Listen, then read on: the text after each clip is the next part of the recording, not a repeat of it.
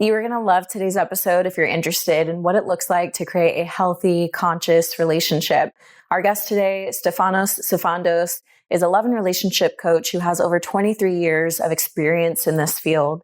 He shares what the fundamental elements are for a healthy, conscious relationship, what healthy conflict looks like, masculine and feminine energies, as well as opens up about some real vulnerable things that he is currently struggling through that he doesn't necessarily have answers to. And I think it's really important to have that piece in there because it really just connects us to realize that we're all human, and no matter how much healing or work that you've done or personal development, there's always new layers and there's new parts of yourself to accept and to love. And that it's through those hard and dark moments, the challenging moments, and even the conflict within partnership that brings us deeper into love, deeper into awareness. It really was such a beautiful episode, and I'm so happy that this episode is kicking off the new shows for 2024. So thank you guys so much for tuning in. If you love the show, please don't forget, rate and review the show. That's the way that the show grows. And if you enjoy it, if it brings value to you, please feel free to share it with a friend, tag us on your stories, and come back for the next episode. All right, let's get into today's show. Hello, everyone, and welcome to the Evolve with Emily show. I am your host, Emily Hayden. This episode is brought to you by Transcend. Today, we have love and relationship coach. It is Stefanos Sifandos, and he is somebody who shares so much valuable content around love, conscious partnership, even healing and trauma work. And he truly is creating such a ripple effect in this world for love, for the return to love, and for healing across both the masculine and the feminine. The work that he's doing is truly raising the collective to a new level of awareness, a new level of healing, and truly just helping everybody to come back to the love within themselves so that they can consciously, intentionally, and in a healthy way share that with others. So everybody, let's welcome Stefanos to today's show. Welcome. What a beautiful intro. Thank you. Yeah, of course. I'm so excited that you're here today. Me too. Yeah. So you're from San Diego originally. Well, that's, In the US originally, yes. Yes, but your heritage, Greek and Italian, yes. Mother is Sicilian. That's right. Yeah. So at what point did you guys come over to the US? Well, my wife's American. So she was here for quite some time, obviously. But she was in, Southern California for 20-ish years. And then about 5.5 years ago, we came here together, or I came here. And we thought, well, we want to be together, so we're going to stay in America. And the US is a beautiful place for so many different reasons. Mm-hmm. There's so much variety and diversity in terms of just nature, and I love nature. Hence why I'm struggling a little bit with Austin. Yeah. Speaking to earlier. be fair, Austin is the most naturist place in Texas. It's the most in terms of similar. Major city, for sure. Yeah, for sure. And it is, and the people are great and so forth. But my heart is definitely here in Southern California. Is a beautiful place. And I grew up by the ocean living in Australia as well. And so I just have an affinity with the ocean. And if I can't be in the ocean, I really want to be in mountains. But we're working on it. See. I totally understand that. I remember I told you before the show, I grew up in Houston, Texas. And the first time I got to the ocean in California, it's like I exhaled for the first time ever. And once I had that, I knew I always had to be close to the ocean. It's just so healing and so powerful, so grounding. I feel like certain energies just thrive around that. Yeah. How long have you been with your wife? About 5.5 years. Well, more. Yeah, a little over 5.5 years. Okay. So at what point did you start diving into love and relationship work? Me as a profession? You mean as a profession? Yes, as a profession. Yeah, I mean, before I met Christine, I'd been in that work. So I've been in the personal transformation space for about 23 years, and that's, evolved and morphed over time as well. And I guess the greater focus on intimacy, love, relationships, which really ties into deeper trauma work and inner child work and understanding ourselves from a formative perspective, like what happened with us, for us, to us during our developmental years, when we were kids, essentially. That started a number of years before that. And my background's in behavioral science and developmental psychology, trauma and so forth. And so I had this fascination for a long time around how does our impressionable young years, how does that impact us as adults in the choices that we make and the love that we attract and the people that we attract and how we do and manage conflict and, how we deal with challenges and pain and how we give ourselves and can we be vulnerable, or do we retract, and how do we feel safe in intimacy and so forth? Like just big questions around, love and life, essentially. Yeah. Wow. So can you share with me how maybe one of your mistakes has ended up making you better as a partner? Because I think sometimes people are scared of failure. They're scared of mistakes. They want to shame themselves or judge themselves for it. But how has embracing different failures actually made you a better partner? I think failure is imperative and it's necessary. And what we often see as failure is really just an opportunity to provide reorientation for ourselves, right? And so one very specific example is I thought in previous relationships I could live a double life. I could live multiple lives, in fact, and really I lived by an ethos of, well, what that person doesn't know doesn't hurt them, and I can just do what I want. And that was, whether it was making financial decisions without, not that I had to consult my partner, but just being in the shadows, being in dishonesty, whether it was that, whether it was infidelity, whatever it was, I just didn't want to face my stuff, right? And I didn't want to be honest. And because I didn't want to be honest, I hid. And so, one of the biggest challenges I faced in my life was hiding, and hiding in relationships specifically. And so that became one of those challenges that when I started facing and started being more open with myself and more open in my relationships, the nature and the dynamics of my relationship shifted in the sense of that they became more grounded, more stable. There was more of an opportunity to see each other. We were less critical of each other. We were able to be more open and intimate and vulnerable with each other.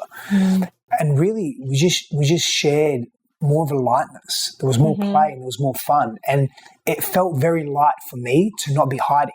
I literally felt like this weight was off my shoulders. Wow. So I'm imagining someone that's listening to this, whether male or female, and they are hiding in the shadows. They are your old self. What inspired you to finally have the courage to look in the mirror and to want to look at your stuff? Because shame and judgment, that can keep you stuck in the shadows and the darkness for a long time.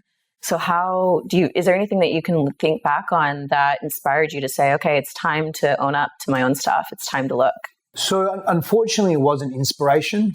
It was devastation, if I had to put a word to it. And it was really hitting a rock bottom, or multiple rock bottom moments, consecutive rock bottom moments that really had me having to look at my life in a different way. I really didn't have a choice. I didn't give myself a choice. Wow. And part of that was my partner found out that I was cheating at that time many years ago, and I was confronted with all that shame, and I was confronted with childhood trauma that had been repressed and suppressed and coming to the surface. And so I just felt I didn't want to live that life anymore. And I was thinking about this for months leading up to that event where she discovered what she discovered. And so for me, it was just, I just can't be this person anymore. I'm done with it. It's very, very sad and very unfortunate that it happened that way, that it had to unravel in that way, as opposed to me being honest and owning it, or whatever, me being more proactive, whatever the outcome was. I had to be reactive. And often I think, in the world that we live in, and I say this often, the collective consciousness, where it's at in terms of its spiritual and emotional and relational maturity, is one of, if we don't hit rock bottom and we don't have a sharp contrast, we just really struggle to make meaningful change that we know we need to make. It's so true. Unfortunately, we learn through pain. I myself know that as well. Like what actually ignited my dark night of the soul was an immense amount of pain, but that dark night of the soul allowed every part of me to die off. That wasn't the authentic version of me, and allowed me to go out and explore and discover and to know myself and love myself at such a deep level that who and what I'm attracting into my life, even in friendships, is completely different than what it was before. So it's been really cool to go along that journey of getting to the painful points that almost take you out, and choosing self-growth and choosing to own your stuff and to work on it and to choose healing and to choose to return to love, which is hard in those moments, right? Because it's when you're in those moments of extreme pain and heartache and failure, you feel like the weight of the world is on you, right? So I know that you lead a lot of people through their own trauma and their healing work. When you have someone that comes to you that is in that kind of scenario, where do they even start when it comes to starting to own their stuff, starting to look in the mirror, starting to know who they are, and release shame and release judgment? How do you start to begin to work with someone like that? I think you've got to meet people. My intention is to always meet people with curiosity and compassion, right? And so do my best to meet them with non-judgment, because I know that in my life, when I've been met with non-judgment, it's been very healing and it's been very opening. I feel safer, emotionally safer, to actually say the things that I've been holding in, or share the things that I've been holding on to, right? So I lighten that load. And so most people just don't feel that they're seen. Most people don't have an opportunity to be seen and understood. And so meeting them in that place of asking them questions about their lives, because most people just aren't asked questions about the depths of their life. Like, it's really simple, but it doesn't, we just don't penetrate the depth. We stay in the superficial and the surface. So asking questions, meeting them with curiosity and compassion and non-judgment and empathy, and really just, when they share with me, and they share some of their burdens, some of their pain, some of their difficulties, ensuring that my nervous system is regulated, ensuring that they're through their own neuroception, through their own way of navigating through the world physiologically, through their own nervous systems, they're picking up on, oh, I'm sharing this difficult thing with this guy or this person, and this man is holding me. He's not judging me. He's not telling me I'm weird. He's not telling me to change. He's just really listening. Oh, that's shocking. I never had that before. So sometimes there can be this pushback, this repelling. Right. But after a while, that nervous system relaxes as well. And so we can adjust to each other's nervous systems. And if I do my best to really regulate and remain calm, it can help them regulate. Because most people just walk around in a dysregulated state. And for those of you that are listening that don't understand what that means, is you're in fight or flight constantly. Your threat funnels are heightened. You're hypervigilant. You don't trust people. You don't trust people to be able to hold you. You maybe carry shame, your insecurity, low self-worth. You can't be more of yourself. You wear masks. You pretend to be someone that you're not. You pretend to like something when you don't really like it. The list goes on. What are your favorite nervous system regulators? Many. Depends if we're wanting to. Sometimes we need to upregulate because we're in a depressed state, right? And so we need to bring more energy and vitality into our bodies. And so that can be going for a walk, being in nature, doing some holotropic breath, doing some activity, so elevating the heart rate, really, really focusing on energizing movements. If we need to down-regulate, which is also really important, slower breathing, softer breathing. You know, box breathing is an example of that, something super simple.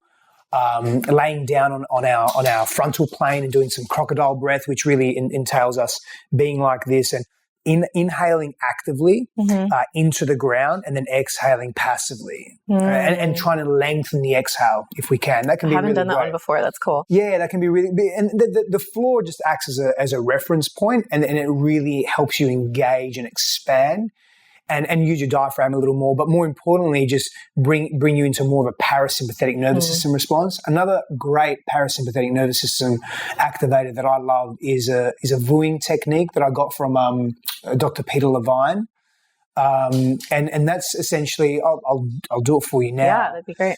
I'll just do a short version of the exhale portion. So you'll inhale through the nose.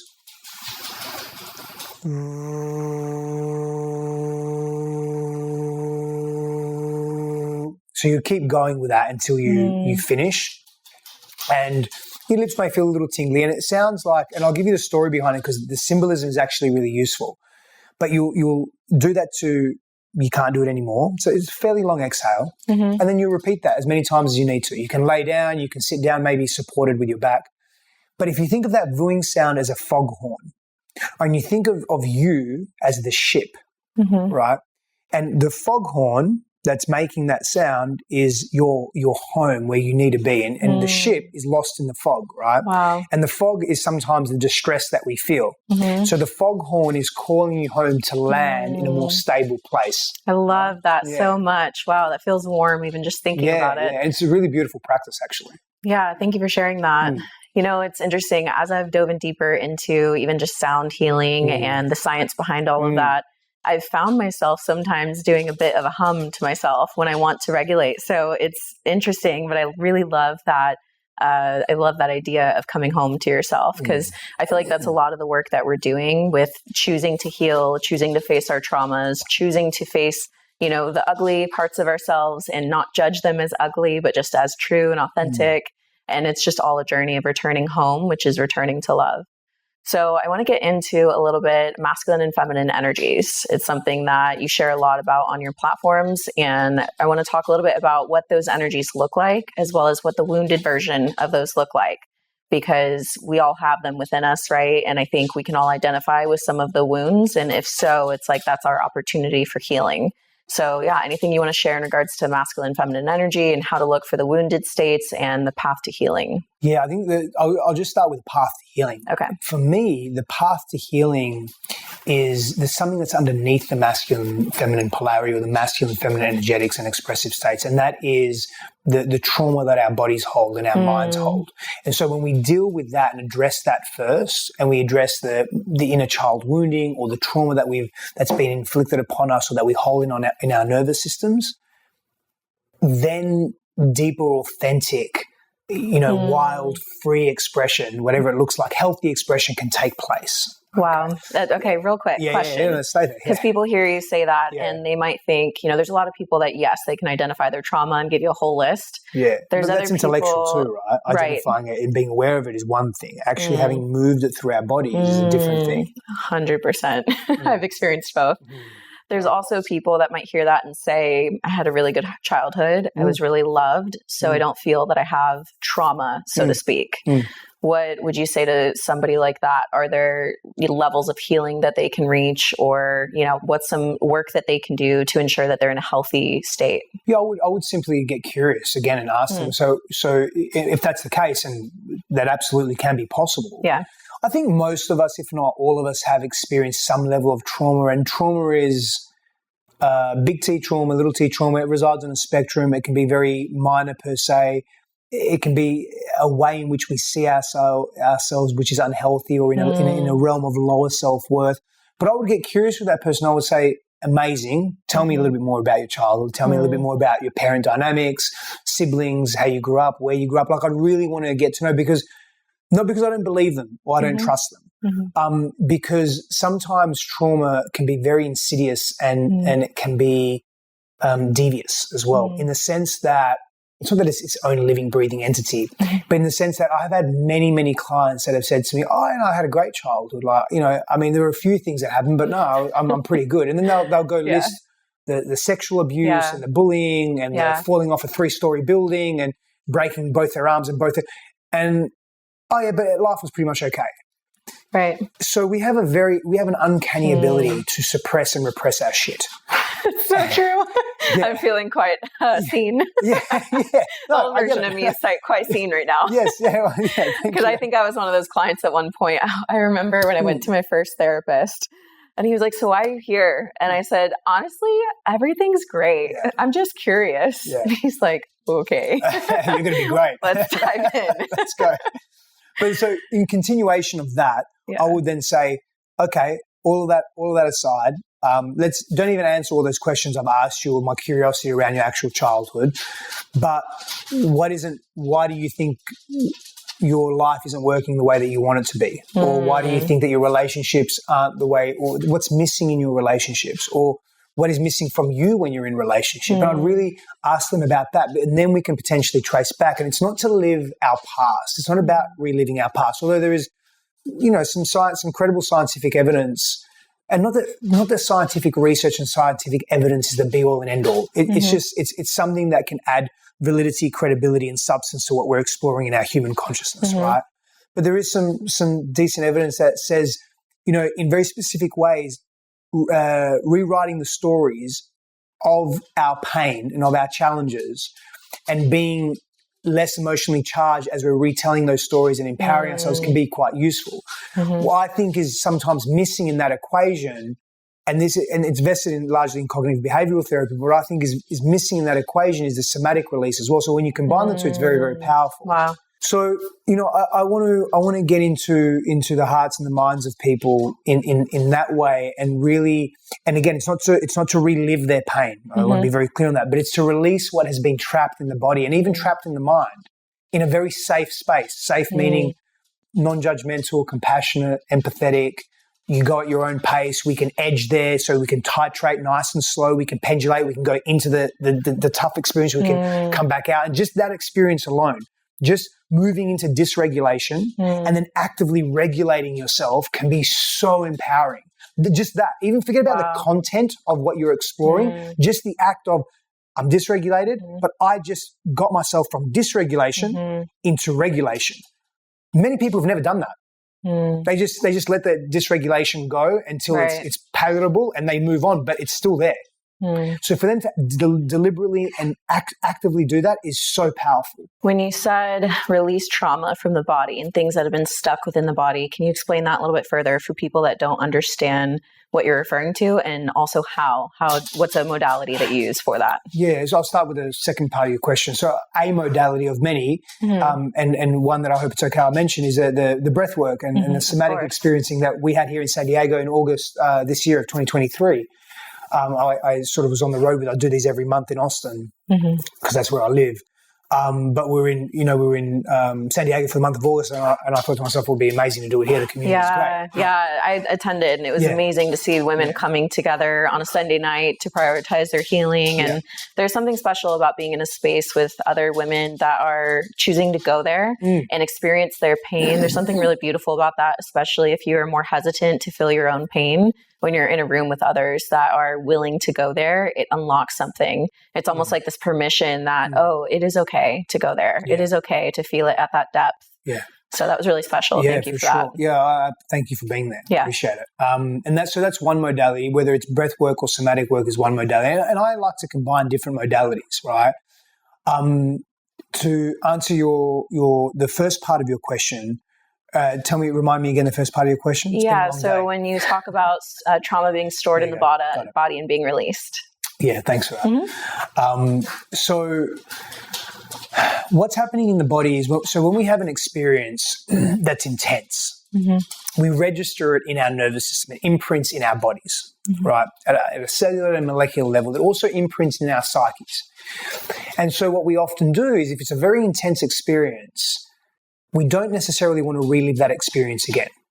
And so we become vigilant to any aspect of that experience, meaning anything that was registered in that moment, a scent, a sight, a sound, whatever it may be. If we experience that again, even in isolation, these associative memories, right, these associative experiences, it may trigger that experience that we had so that we can better prepare for it. So every time that happens, it imprints in our neuronal networks, it imprints in our bodies, it imprints in our behaviors. And so now we're fortifying that hypervigilance. And so in order to break that, we've got to close the loop on trauma, because right now that trauma loop is open. In other words, it's just constantly hypervigilant. It's constantly, whether we know it or not. Sometimes we know it, most of the time we don't. And so we've got to train our bodies to know that it's safe. And just because that happened then, it doesn't mean it's going to happen again. So for example, like a car accident. We were walking across the street and we got hit by a car.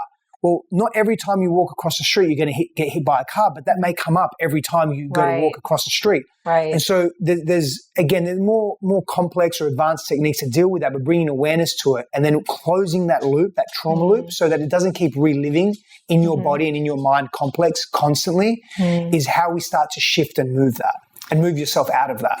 What are some notifications, like little alarms that go off internally that can bring someone into a level of self-awareness that, hey, you might be having a response to something from your past right now? Because I'm imagining a lot of people going throughout life getting triggered and not even having the awareness that this is not about what's happening right now. This dysregulation is from something else. So what are some maybe like telltale signs? Most people aren't. It's a great question. Most people aren't, and it's all in the body, by the way. It's all in the body. Meaning not the mind. Well, it's in the mind as well, but it begins in the body, and then it goes to the mind. And so most people are just so reactive and so disconnected from their bodies. I mean, this is something in the work that you do as well, right? If you don't know your body, you can't feel your body. Yeah. You can't be in communion with your body.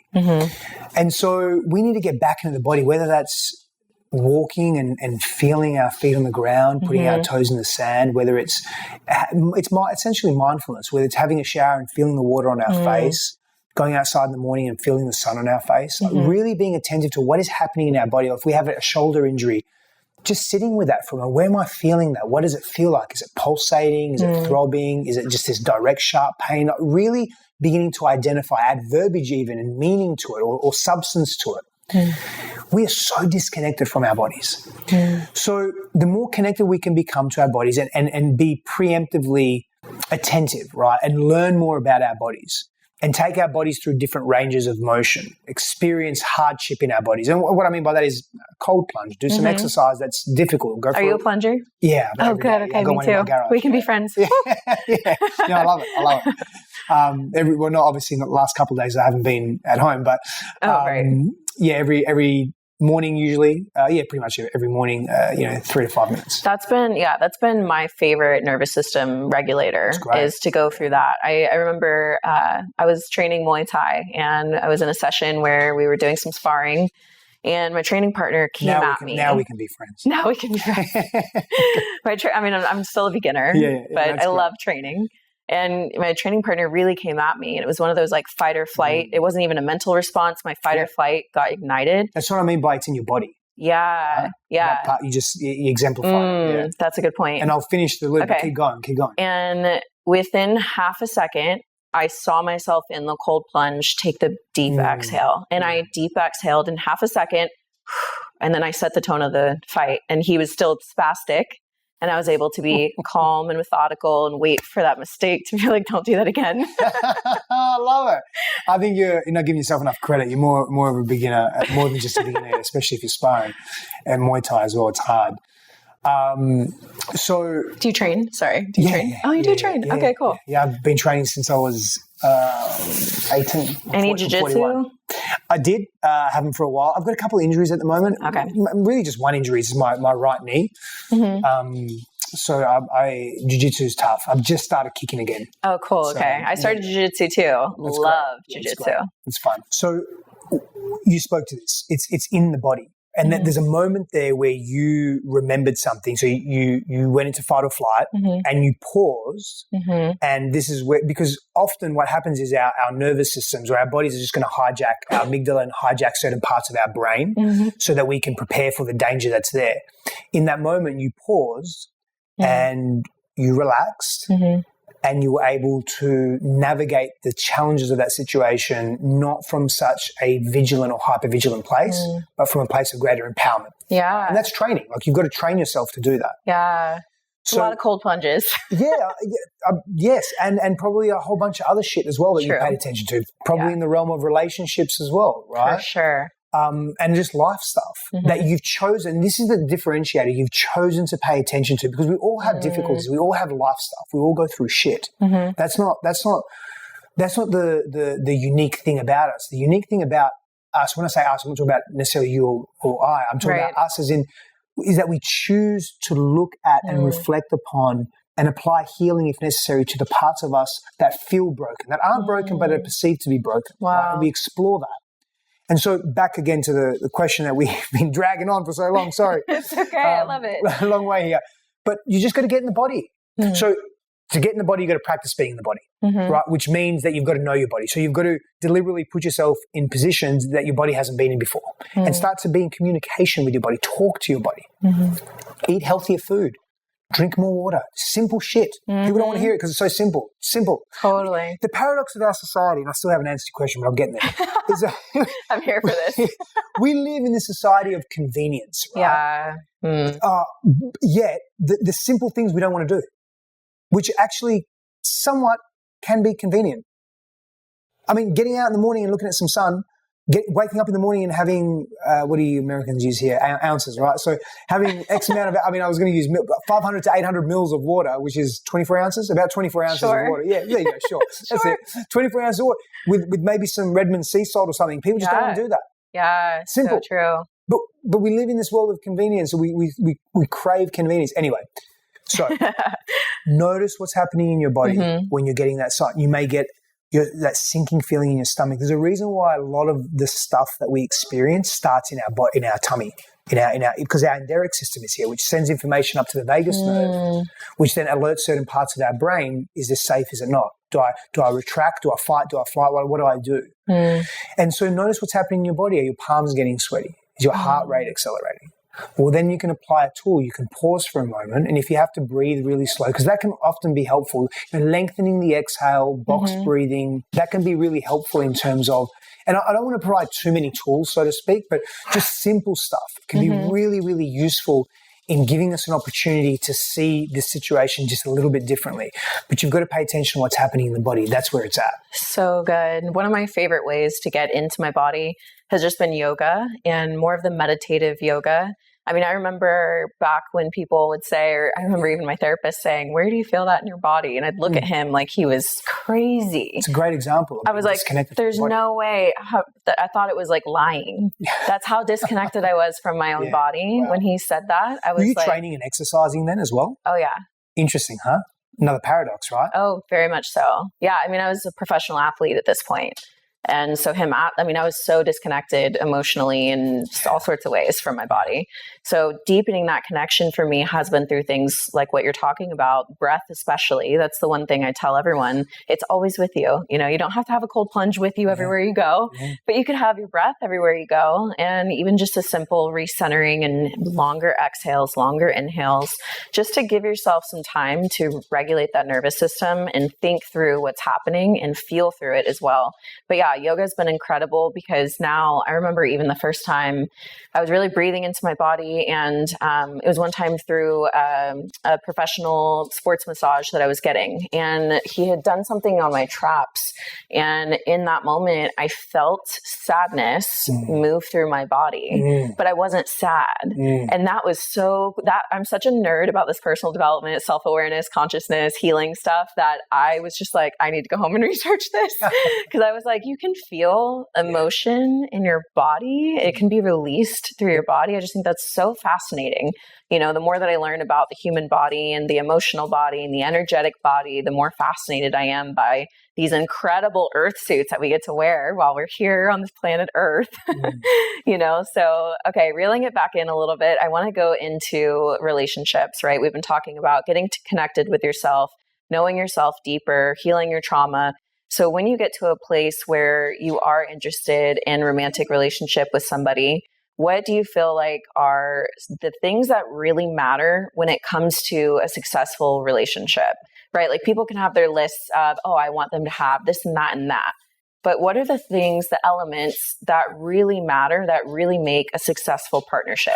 You know, I think it varies from partnership to partnership and people to people, and people really need to know their values. They need to know what's important to them and what they're truly seeking in intimacy and relationship, and also what they're willing to give. So many people don't know what they're willing to give, and then when they're either asked directly by their partners or their partners upset at them because they're not getting what they want and they don't know how to communicate that, we crumble inside and we just don't know what to do with it.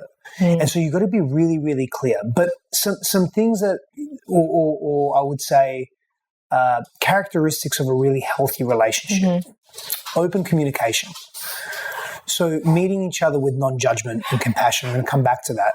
And maybe every week you'll allocate time to actually do that. You'll allocate time to just share openly. So really open communication that is non-judgmental, that is met with curiosity, that is met with compassion, active listening. How could somebody set that container and space for their relationship? They're listening, they think it's a great idea, and they want to have that conversation. What would be a good conversational tip for that? When you're in a healthy space with your partner, in other words, when you feel connected, you would say, hey, I have a suggestion that I'd like to make for us to do, and I want to know if you're open to it, and this is a suggestion. Then ask them. And even before that, you may say, hey, I want to talk to you about something that's really important. Do you have 20, 30 minutes later on? And they may say, yeah, sure. Of course, 7 p.m. Great. Let's talk at 7 p.m. Cool. And then just really be direct. But more importantly, be vulnerable and real as to why you want that. Totally. And to what you're seeking. Yeah. Because that's connection. We're seeking connection in that moment. With these practices that we're asking for, or these things that we want to do, we're seeking connection. And so why is that connection important to you? How is that going to help you being vulnerable? Now being vulnerable can be challenging in this moment because there's a chance that that person may reject the thing that you're asking for. And depending on where you are within yourself, you may make that mean that they're rejecting you. And we want to avoid that because we don't like rejection. We don't like abandonment. We don't like feeling humiliated. And so again, doing that inner work, being more self-assured, being in deeper states of self-worth can give you more confidence and courage to ask for those things.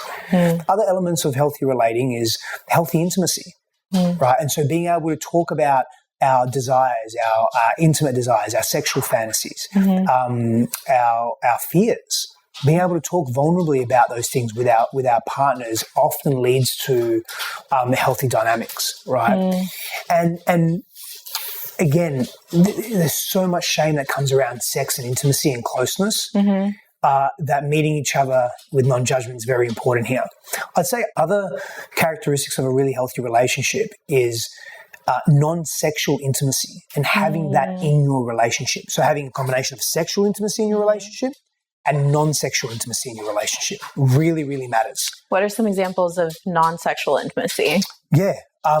Going through challenges together in really healthy ways, right? In other words, not berating each other, not projecting on each other, not hating each other, supporting each other through different challenges.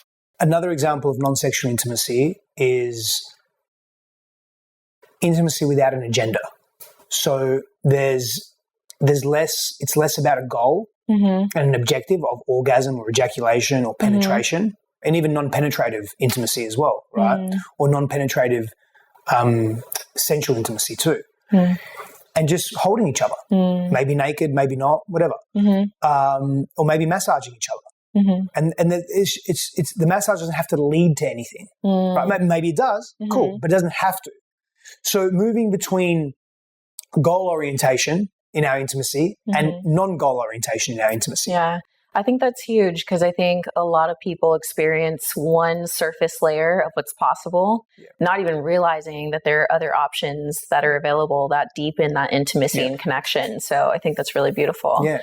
Earlier, you had mentioned holding that non-judgmental space in that open communication. I wanted to ask, do you have tips for people for when they're seeking to hold that non-judgmental space and they recognize judgment coming up?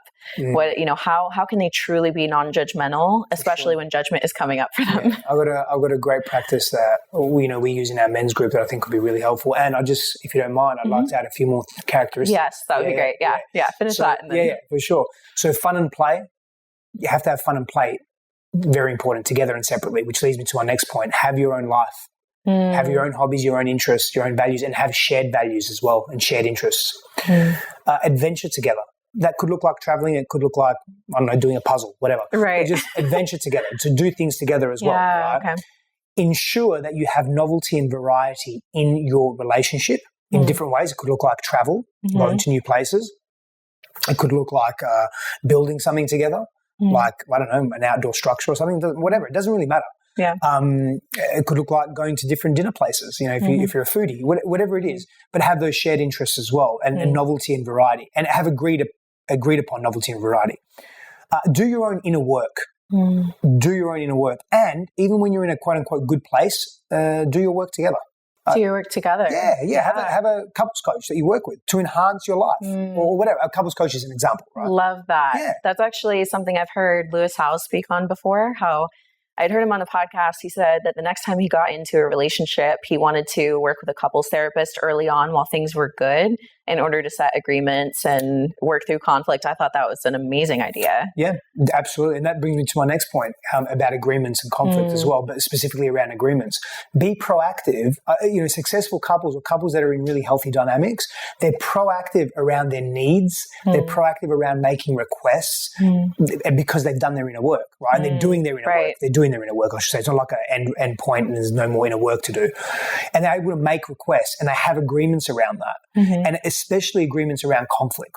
So really, we'll just label them successful couples or healthy couples. Healthy couples that they have agreements around how they do conflict. So they don't allow themselves to get in the dark zone or the red zone in terms of how they project on each other or break boundaries or not respect each other or yell at each other or whatever it is that they, whatever it may be. And finally, but not finally, last but not least, so to speak, because there are many more, two things. They're able to repair in meaningful ways, meaning you may, we're human, but you may do things or take an action that really hurts that person. And maybe that's your intention, maybe it's not. Let's assume it's not, because if it is your intention to hurt that person, it's a sort of different dynamic we're talking about when they're not really quote unquote healthy couples. But let's just say you've unintentionally done something to hurt that person. How you both repair really matters. And so can you still revere and respect each other? Can you take ownership? Healthy couples take ownership of their shit. Doesn't mean you're going to stay together, but you take ownership and you navigate. And you navigate that to the end, meaning the end of what do you need to learn from that experience? How do you need to grow through that experience? And then finally, I'd say healthy couples value how they're showing up in the relationship. They value how they're impacting that person, how they're being impacted, and also how their coupledom is impacting those around them. Wow. That's an important point. And there's a very deliberate coming to conversation around, hey, is our coupledom actually helping? And it's not just a romantic partnership, but even friendship. Like, is our friendship helping others be better friends or be better people? Yeah, like how is the coming together of us impacting those around us? Because you've seen it, power couples come together and everyone around them elevates, right? Or you have the toxic couple that gets together and it just seems to spread to everyone around them as well. Yeah. That's amazing. You must have done this once or twice before to give us a list like that. Maybe once I've done it before. Yeah, maybe once. Yeah, it's a great question. Yeah. So I wanted to go into two pieces. First, the judgment and how to navigate that judgment. And then second, I want to talk about what healthy conflict looks like. So let's start with the judgment first. Own it. It's as simple as that. Oh. So you and I have communicated, right? Okay. And I'm feeling judgment towards you. Okay. I want to feel it a little bit. I want to be in my body with it, right? And then when you finish talking, as an example, I may interrupt you, but I don't want to do that. So let's just say I want to wait for you to finish talking. I really listen to you, and I'm just going to share with you. I'm going to say, hey, can I share a truth that's coming up for me right now, or a judgment? I would own that judgment. I would express what that judgment is, and I wouldn't just own that judgment that I'm having that judgment towards you, because often judgment towards you is something I'm recognizing within myself, something that I've done, and so I would literally say the judgment that I'm having, and then I would say, and it can be as simple as, and I see this in you because I recognize it in me. I also do the thing that you're doing that I'm judging right now. Wow, that's awesome. And be fucking real. And it's difficult to be real. It's easy for me to say it. Well, here's the thing I hear from a lot of men is that they've told me that they get punished for being genuine. And so then they shut down and then they don't be genuine. And then they might meet somebody who is able to hold their genuine, nature and feelings, and they don't share that because they've always been punished before. So what would you say to the people out there that want to be genuine, but they keep experiencing that punishment or resentment, whatever that looks like? I'd say, please don't judge that person as if, okay, so I've been judged by previous women, so now I'm shut down. And then I meet a woman that is not judging me, but I'm still painting her with a brush of all the ones previous to me. Well, I don't want to do that. That was then, this is now, this person's different. If I'm noticing that this person's different, can I share with her, hey, I've experienced, at least I feel I've experienced a lot of judgment in my life from previous partners and previous women, and it's challenging for me to really open up, but I feel that there's a little difference here, but I'm going to start opening up to you and just own it and be there, and be very real with it. Yeah. What is love without risk? What is immersion into intimacy and into life and excitement and all the newness and the mystery without risk? It's just you can't keep living from that fear. And so I would tell those men, take ownership of that you're feeling, that where you're holding back. Now, don't use that as an excuse because you've been hurt before. Then do your inner work to get yourself to an elevated place where you feel worthy of you, basically. So good. And I have personal experience with having been in unhealthy dynamics, and my genuine shares were, I experienced a lot of abuse in many different ways. And so going from that, going through my own healing journey, and then being in a healthy dynamic where it's met with love and acceptance and I am safe to share, I recognized fear arising. So the fear comes up most every time. And then what I get to do is I have the opportunity, like you're saying, to breathe through it and to say, you know what, it's worth the risk. It's worth me risking my vulnerability right now because I trust myself that if that vulnerability is not safe in this container, it's not respected or valued, that I trust myself enough to leave and go take myself somewhere else. So it's been a really cool healing journey for me to recognize that, but it's been filled with a lot of those like little fears of this feels really scary right now, but I'm going to choose to share vulnerably and authentically. And it's been really healing to have a space where that is met and nurtured and loved and appreciated. Your truth needs to be, and thank you for sharing that. Your truth needs to be more important than how your truth is met. Wow. Your truth expressed needs to be more important than how your truth is met. Because if we're attached to how, and I'm not saying that how someone meets us doesn't matter. It matters a lot. Mm-hmm. But if you're attached to that, you will play a game with yourself. You'll give a little bit, but with a little bit of this shade or with this mask on, or you'll retract completely, or you'll overgive, and be in your truth. I love that. Why do you think people are scared to be in their truth? Because they haven't gotten over their hurt. And because their truth has been shunned. Their truth has been ignored. Their truth has been rejected. Their truth has been humiliated. Their truth has been judged and mocked and ridiculed and all those things. And they haven't moved beyond that. And I get that. I was that for a long, long time. And I think there are still parts of me that are like that. I mean, just to be very real, I'm very happy with my speaking voice, but I don't like my singing voice. I have a lot of shame and embarrassment around that. It's very difficult for me because I had certain experiences growing up that are they're locked into my nervous system. Wow. And I'm getting better. Like I'm doing singing lessons. Like I'm proactive with it. You know, I'm moving. And I've done singing lessons before in the past as well because I love singing though. I love it. And I love singing to my daughter. My perception is I'm not really in tune. I don't have a great voice for singing. So even that, like I feel retraction. Not so much talking about it, it's okay, but, you know, it's still a little bit there. And so the things that I'm working through still that, and maybe I'm not as focused on it as I could be, or maybe the timing of it is exactly where it needs to be, I'm not sure. Yeah.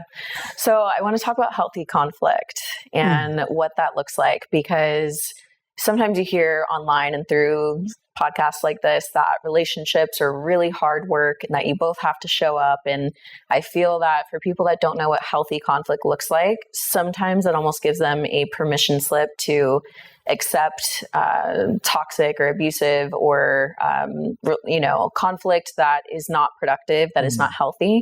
So what does healthy conflict actually look like? Healthy conflict looks like agreements that have been set about how you argue or how you do conflict, and then living by those agreements and respecting each other through that process. It actually is as simple as that. And so if you have a request that you don't want to be yelled at when in conflict and your partner is yelling, you need a solution for that. You need something. You need an intervention or a practice for that. Because again, if he has a tendency to yell because that's just his upbringing, he's working through that, and you have a tendency maybe to cower when you're yelled at, and that's a pattern that you want to break, and so you've made the request but he's still yelling, maybe you put your fist up in the air and you say, I don't know, peanut butter or rainbows or unicorns or something, and then the rules are, or the agreement is that you both pause. You do 2 to 3 minutes of breathing together, maybe even holding each other's hands. Maybe if looking in each other's eyes is too difficult, then just keep your eyes closed and That's so real. conflict. But hold each other's hands. Very difficult to be angry at someone when they're holding your hand very nicely. So true. You know, so even that. And then come back to, okay, we said we weren't going to yell.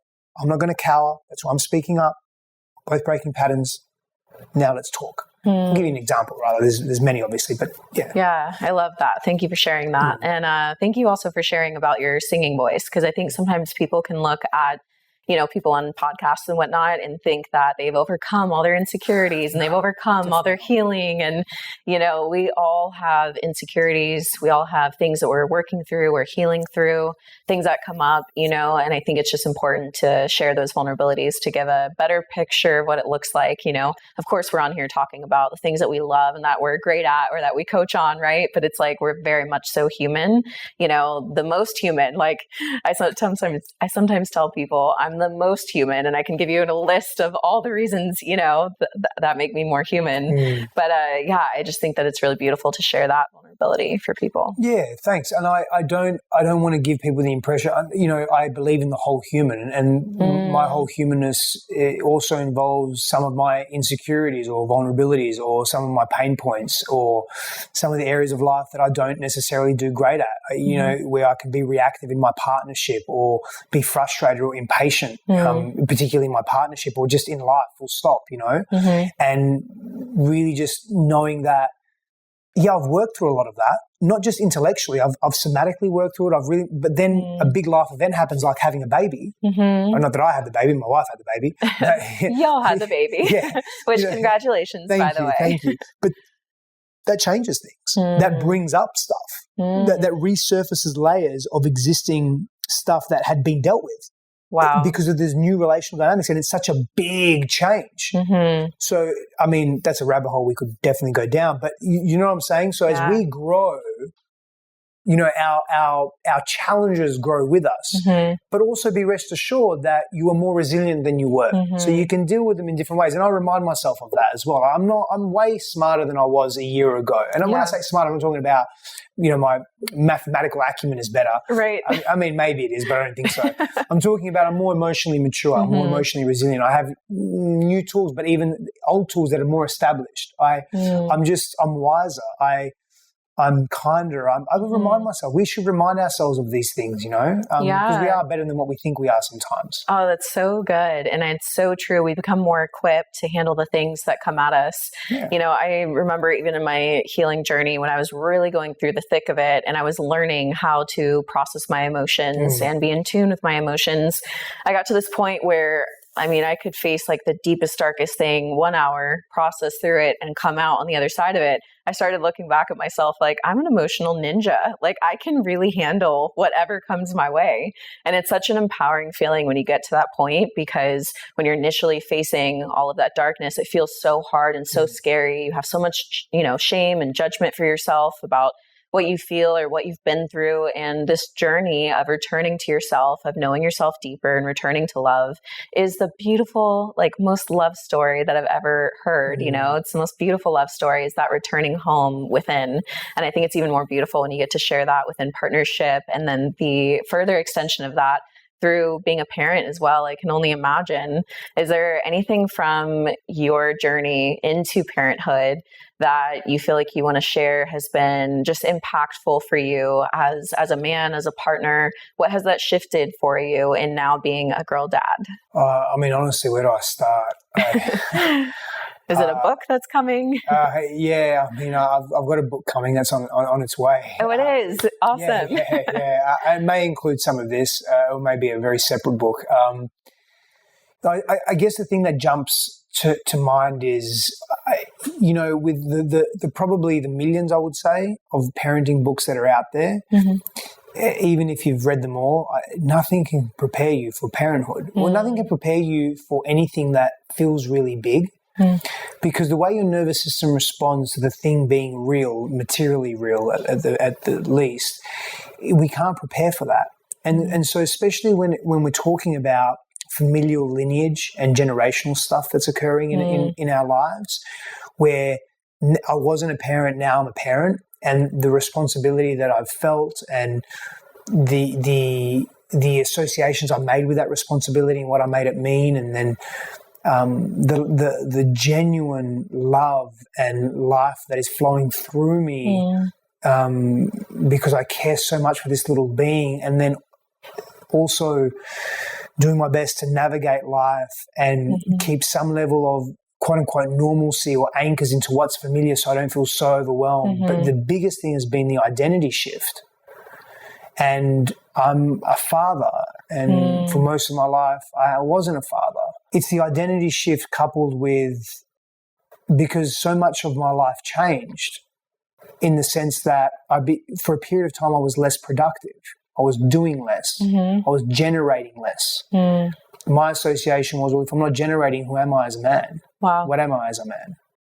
And I'm still not in that right now, but as a result of that, because I was so stuck in that trauma and that wound, right, or that tailspin that I was in, and being torn between being with my family and being quote unquote productive and generating, whether it was generating money or generating content. And when I say content, I'm not talking about social media content. I'm talking about just generating, creating, right? Creating business, creating movement.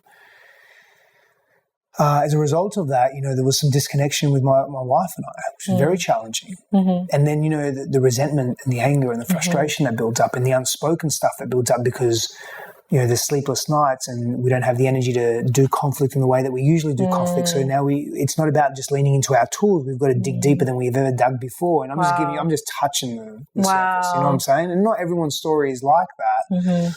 But there's a reason why I believe the percentage, don't quote me, could be wrong, 70+% of all parents divorce in the first year of having their first child. That's insane. Okay. There's a reason why that happens, right? Right, because of all the changing dynamics. Yeah, and the challenges that new parents face, And obviously it accentuates what was already there and not touched on and was unresolved, So good. It amplifies it. Right. It just keeps bringing me back to the idea that there's layers to this. 100%. And, luckily or blessedly, Christine and I were wise enough to pick up on that and, choose not to divorce and not to separate. Because it's not something that we wanted to do, and to also pick up on there's layers to this, and this is amplifying some stuff that has been there before Athena was born. So let's really look at that.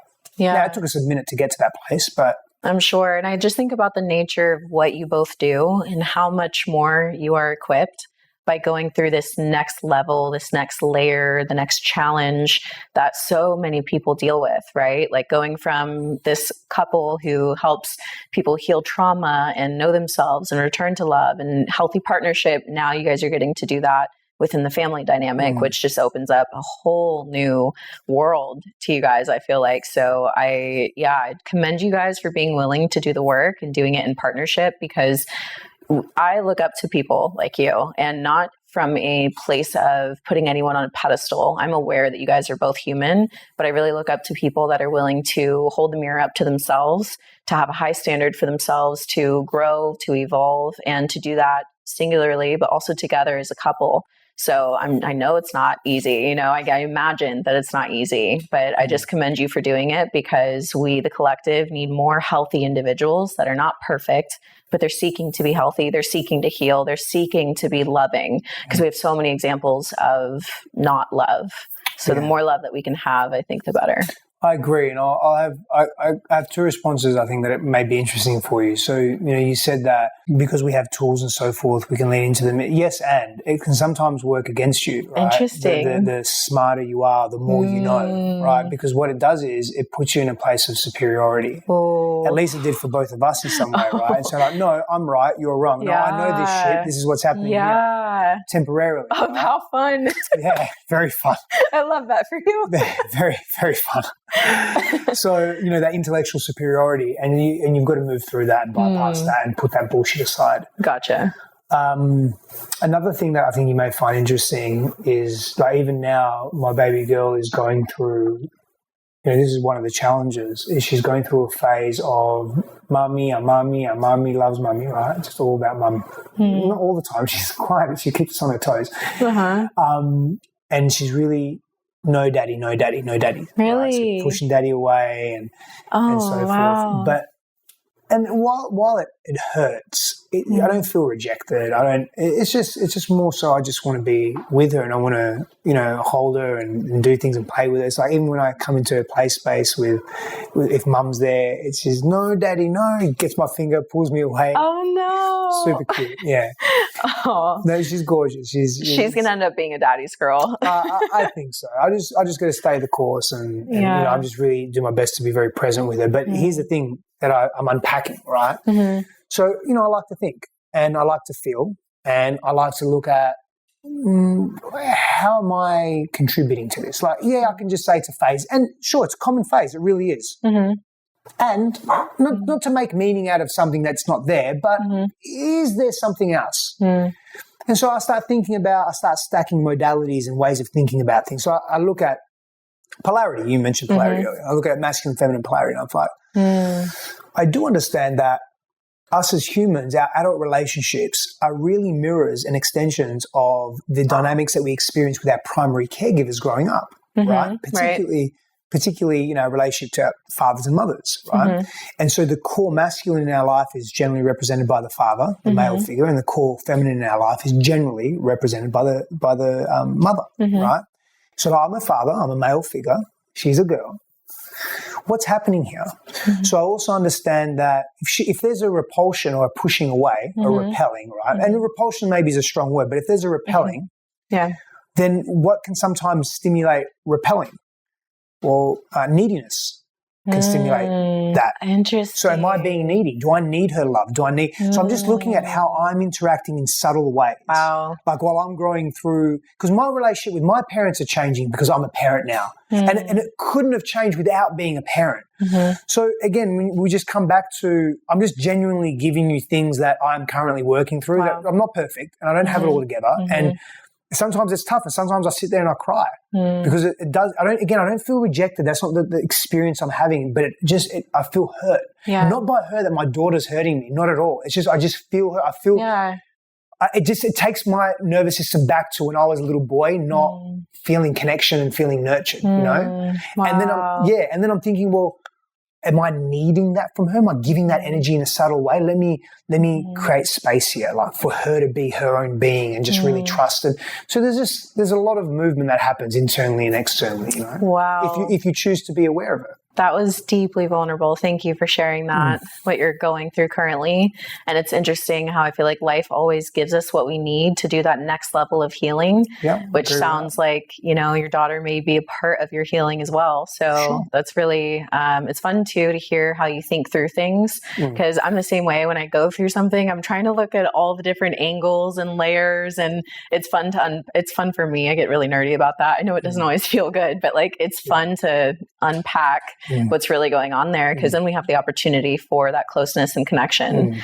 Well, Stefanos, this has been amazing. Thank you so much for your time. If people are interested in working with you, maybe attending an event, I know you host a lot of events, you're a facilitator. So what do you have going on right now? How can people come to an event or work with you? Okay, all the ways. I'm sure you put this in your show notes, but I'll put it in the show notes, but just anything you want to, for sure. highlight. Thank you for asking that. So general website, stefanosstefanos.com. You can find all the breathwork for the feminine events there as well, or stefanosstefanos.com/feminine. Coachwithsteph.com if you want to work with me in a one-on-one capacity. At Stefanos Sifandos for most of my social media handles. I'm pretty active on Instagram. Oh, and TikTok and Facebook and all the things. Depends what your platform is. And then if you want to be part of my community, which is really just for visionaries, creators, leaders in this space, people that have a message for the world, you can join my community. And this one's a little trickier to say, but asraya.io. And it's ASRAYA, and you can find all the information there. Cool. Yeah, I'll also put everything below. All right, guys, thank you so much for tuning in to another episode of Evolve with Emily. If you enjoyed today's episode, then please do us a favor. Tag us on your Instagram stories. I'll have his Instagram linked below. Share it with a friend. Text it to somebody that you think might need to hear this. And as always, if you guys have any input at all, I would love to create more episodes that you're excited to listen to and excited to share with your friends. So send me any of your feedback and any questions that you have for future episodes. Thank you guys so much, and I'll see you in the next one. Bye, everyone.